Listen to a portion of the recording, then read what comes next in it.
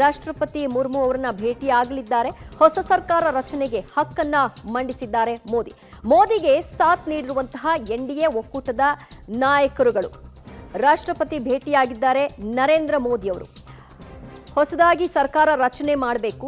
ಹೊಸದಾಗಿ ಸರ್ಕಾರ ರಚನೆ ಮಾಡಬೇಕು ಅಂದ್ರೆ ಹಕ್ಕು ಪ್ರತಿಪಾದನೆ ಆಗಬೇಕು. ಆ ಸಲುವಾಗಿ ಈಗ ರಾಷ್ಟ್ರಪತಿ ಮುರ್ಮು ಅವರನ್ನ ಭೇಟಿ ಮಾಡಿದ್ದಾರೆ ನರೇಂದ್ರ ಮೋದಿ ಅವರು.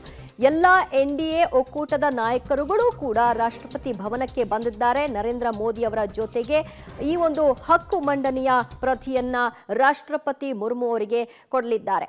ಆ ನಂತರದಲ್ಲಿ ಯಾವ ದಿನಾಂಕದಂದು ಪ್ರಮಾಣ ವಚನ ಸ್ವೀಕಾರ ಕಾರ್ಯಕ್ರಮ, ಆ ಕಾರ್ಯಕ್ರಮಕ್ಕೆ ಸಂಬಂಧಪಟ್ಟ ಹಾಗೆ ಎಲ್ಲ ವಿವರಗಳನ್ನು ಕೂಡ ಮುಂದಿನ ಹಂತಗಳಲ್ಲಿ ಕೊಡ್ತಾ ಹೋಗ್ತಾರೆ. ಅದಕ್ಕಾಗುವಂತಹ ಸಿದ್ಧತೆಗಳೇನು, ಬರುವಂತಹ ನಾಯಕರುಗಳು ಯಾರ್ಯಾರು ಇತ್ಯಾದಿ ಎಲ್ಲವೂ ಕೂಡ ಇವತ್ತು ಎನ್ಡಿಎ ಸಂಸದರ ಸಭೆಯನ್ನ ನಡೆಸಿಕೊಂಡಾಯ್ತು.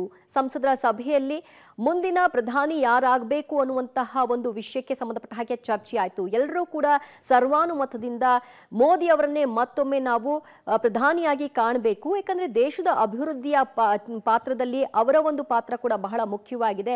ಮುಂದಿನ ಹಂತದಲ್ಲೂ ಕೂಡ ಅವರ ಒಂದು ಮಾರ್ಗದರ್ಶನದಲ್ಲಿ, ಅವರ ಒಂದು ಹಾದಿಯಲ್ಲೇ ನಾವೆಲ್ಲರೂ ಕೂಡ ಸಾಗೋಣ ಅನ್ನುವಂತಹ ನಿಟ್ಟಿನಲ್ಲಿ ಎಲ್ಲರೂ ಕೂಡ ಸಪೋರ್ಟ್ ಮಾಡಿದ ಹಿನ್ನೆಲೆಯಲ್ಲಿ ಈಗ ಹಕ್ಕು ಮಂಡನೆಗೆ ರಾಷ್ಟ್ರಪತಿ ಮುರ್ಮು ಅವರನ್ನ ಭೇಟಿಯಾಗಿದ್ದಾರೆ. ಮತ್ತಷ್ಟು ಮಾಹಿತಿ ಕೊಡ್ತಾರೆ ನಮ್ಮ ಪ್ರತಿನಿಧಿ ಶಬೀರ್. ರಾಷ್ಟ್ರಪತಿ ಅವರನ್ನ ಭೇಟಿಯಾಗಿದ್ದಾರೆ ನರೇಂದ್ರ ಮೋದಿ ಮತ್ತು ಎನ್ಡಿಎ ಒಕ್ಕೂಟದ ನಾಯಕರುಗಳು. ಈಗ ಹೊಸ ಸರ್ಕಾರ ರಚನೆಗೆ ಸಂಬಂಧಪಟ್ಟ ಹಾಗೆ ಹಕ್ಕು ಪ್ರತಿಪಾದನೆ ಆಗುತ್ತೆ. ಆ ನಂತರದಲ್ಲಿ ಯಾವಾಗ ಪ್ರಮಾಣ ವಚನ, ಇದೆಲ್ಲದಕ್ಕೂ ಕೂಡ ಅಧಿಕೃತ ಮುದ್ರೆ ಬೀಳುತ್ತಲ್ವಾ? ಖಂಡಿತವಾಗ್ಲು ಈಗ ಸರ್ಕಾರ ರಚನೆಯ ಪ್ರಮುಖ ಘಟ್ಟ ಬೆಳವಣಿಗೆಯಲ್ಲಿ ಈಗ ಪ್ರಕ್ರಿಯೆಗಳು ನಡೀತಾ ಇರುವಂತದ್ದು. ಎನ್ಡಿಎ ಒಕ್ಕೂಟದ ನಾಯಕರ ಸಮ್ಮುಖದಲ್ಲಿ ಈಗ ನರೇಂದ್ರ ಮೋದಿ ಅವರು ರಾಷ್ಟ್ರಪತಿ ಭವನವನ್ನ ತಲುಪಿದ್ದಾರೆ. ಈಗ ಅವರು ರಾಷ್ಟ್ರಪತಿ ದ್ರೌಪದಿ ಮುರ್ಮು ಅವ್ರನ್ನ ಕೂಡ ಭೇಟಿಯಾಗಿ ಹೊಸ ಸರ್ಕಾರವನ್ನ ರಚಿಸಲಿಕ್ಕೆ ಹಕ್ಕುವನ್ನ ಪ್ರತಿಪಾದನೆಯನ್ನ ಕೂಡ ಮಾಡ್ತಾರೆ. ಅದಕ್ಕೆ ಸಂಬಂಧಪಟ್ಟಂತೆ ಒಂದು ಬೆಂಬಲದ ಪತ್ರವನ್ನ ಕೂಡ ಕೊಡ್ತಾರೆ. ಚುನಾವಣಾ ಫಲಿತಾಂಶದಲ್ಲಿ ಯಾರ್ಯಾರಿಗೆ ಎಷ್ಟೆಷ್ಟು ಸಂಖ್ಯೆಗಳು ಬಂದಿದಾವೆ, ಮತ್ತೆ ನಮ್ಮ ಜೊತೆಗೆ ಯಾವೆಲ್ಲ ಪಕ್ಷಗಳು ಇದಾವೆ, ಮತ್ತೆ ನಮ್ಮ ಒಟ್ಟು ಸಂಖ್ಯೆ ಬಹುಮತಕ್ಕೆ ಎಷ್ಟಿದೆ ಅನ್ನುವಂಥದ್ರ ಬಗ್ಗೆ ಸಂಪೂರ್ಣವಾದಂತಹ ವಿವರಗಳುಳ್ಳಂತಹ ಒಂದು ಮಾಹಿತಿಯ ಪತ್ರವನ್ನ ಅವರಿಗೆ ಕೊಡ್ತಾರೆ. ಅದಾದ ಬಳಿಕ ಸರ್ಕಾರ ರಚನೆಗೆ ರಾಷ್ಟ್ರಪತಿ ದ್ರೌಪದಿ ಮುರ್ಮು ಅವರು ಕೂಡ ಹಸಿರು ನಿಶಾನೆಯನ್ನ ತೋರ್ತಾರೆ. ಇದಾದ ಬಳಿಕ ಪ್ರಮಾಣ ವಚನವನ್ನ ಎಲ್ಲಿ ತೆಗೆದುಕೊಳ್ಬೇಕು ಮತ್ತೆ ಯಾವ ದಿನಾಂಕದಂದು ತೆಗೆದುಕೊಳ್ಬೇಕು ಅನ್ನೋದಕ್ಕೆ ಸಂಬಂಧಪಟ್ಟಂತ ಒಂದಿಷ್ಟು ಬೆಳವಣಿಗೆಗಳಾಗತ್ತೆ. ಬಹುಶಃ ಇದಾದ ಮೇಲೆ ಅಧಿಕೃತ ದಿನಾಂಕ ಮತ್ತೆ ಸಮಯವನ್ನ ಘೋಷಿಸುವಂತ ಸಾಧ್ಯತೆಗಳನ್ನ ಕೂಡ ನಿರೀಕ್ಷೆ ಮಾಡಬಹುದು. ಈಗ ಮಹತ್ವದ ಘಟ್ಟ, ಈಗ ರಾಷ್ಟ್ರಪತಿ ಭವನಕ್ಕೆ ಪ್ರಧಾನಮಂತ್ರಿ ನರೇಂದ್ರ ಮೋದಿ ಅವರು ತೆರಳಿರುವಂತದ್ದು ಹೊಸ ಸರ್ಕಾರ ರಚನೆಗೆ ಹಕ್ಕನ್ನ ಪ್ರತಿಪಾದಿಸ್ತಾ ಇರುವಂತದ್ದು ಪ್ರಮುಖವಾದಂತ ಘಟ್ಟ ಆಗಿದೆ. ದಿವ್ಯಾ, ರೈಟ್. ರಾಷ್ಟ್ರಪತಿಗಳನ್ನ ಭೇಟಿ ಮಾಡ್ಲಿಕ್ಕೆ ನರೇಂದ್ರ ಮೋದಿ ಅವರು ಹೋಗಿದ್ದಾರೆ. ಅವರ ಜೊತೆಗೆ ಯಾರೆಲ್ಲ ಸಾಥ್ ಕೊಟ್ಟಿದ್ದಾರೆ ಈ ಸಂದರ್ಭದಲ್ಲಿ ಶಬ್ಬೀರ್?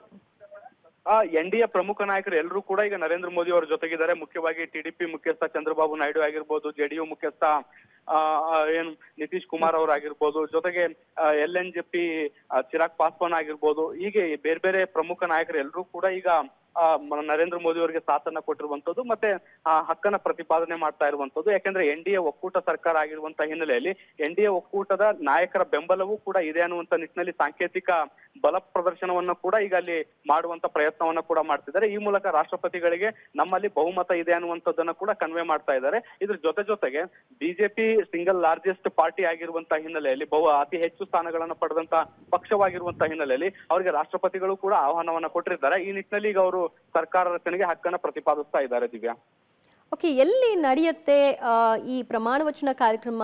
ಇದು ಕೂಡ ಇನ್ನು ಅಧಿಕೃತವಾಗಿ ಯಾವ ದಿನಾಂಕದಂದು ಅಂತ ಗೊತ್ತಾದ ನಂತರವೇ ಗೊತ್ತಾಗೋದಾ, ಹೇಗೆ ಶಬ್ಬೀರ್?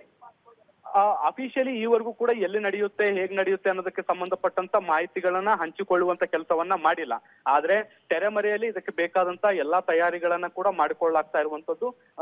ಜೂನ್ 9ನೇ ತಾರೀಕು ಸಂಜೆ 6 ಗಂಟೆಗೆ ರಾಷ್ಟ್ರಪತಿ ಭವನದಲ್ಲಿ ಈ ಒಂದು ಕಾರ್ಯಕ್ರಮ ನಡೆಯುತ್ತೆ ಅನ್ನುವಂತ ಮಾಹಿತಿಗಳು ಇದಾವೆ. ಇದ್ರ ಜೊತೆಗೆ ಈಗಾಗಲೇ ವಿದೇಶಿ ಗಣ್ಯರಿಗೂ ಕೂಡ ಮುಖ್ಯವಾಗಿ ಭಾರತದ ನೈಬರ್ ಕಂಟ್ರೀಸ್ ಅಂತ ಏನ್ ಕರಿತೀವಿ, ಅದು ಶ್ರೀಲಂಕಾ ಆಗಿರ್ಬೋದು, ಭೂತಾನ್ ಆಗಿರ್ಬೋದು, ಹೀಗೆ ಬೇರೆ ಬೇರೆ ದೇಶಗಳಿಗೂ ಕೂಡ ಆಹ್ವಾನವನ್ನ ಕೊಡುವಂತ ಕೆಲಸವನ್ನ ಕೂಡ ಮಾಡಲಾಗಿದೆ. ಆ ಗಣ್ಯರು ಕೂಡ ಅವರ ಈ ಒಂದು ಕಾರ್ಯಕ್ರಮದಲ್ಲಿ ಭಾಗಿಯಾಗಬಹುದು ಅನ್ನುವಂತ ಮಾಹಿತಿಗಳು ಕೂಡ ಸದ್ಯಕ್ಕಿರುವಂತದ್ದು.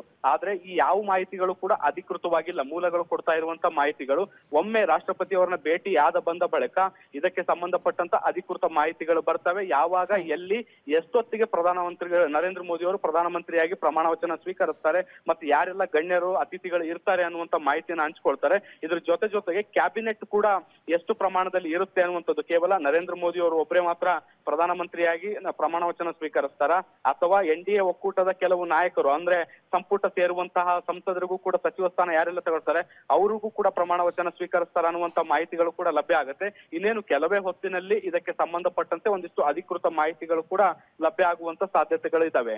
Divya. Okay, thank you Shabbir, ನಿಮ್ಮೆಲ್ಲ ಮಾಹಿತಿಗೆ. ಸದ್ಯ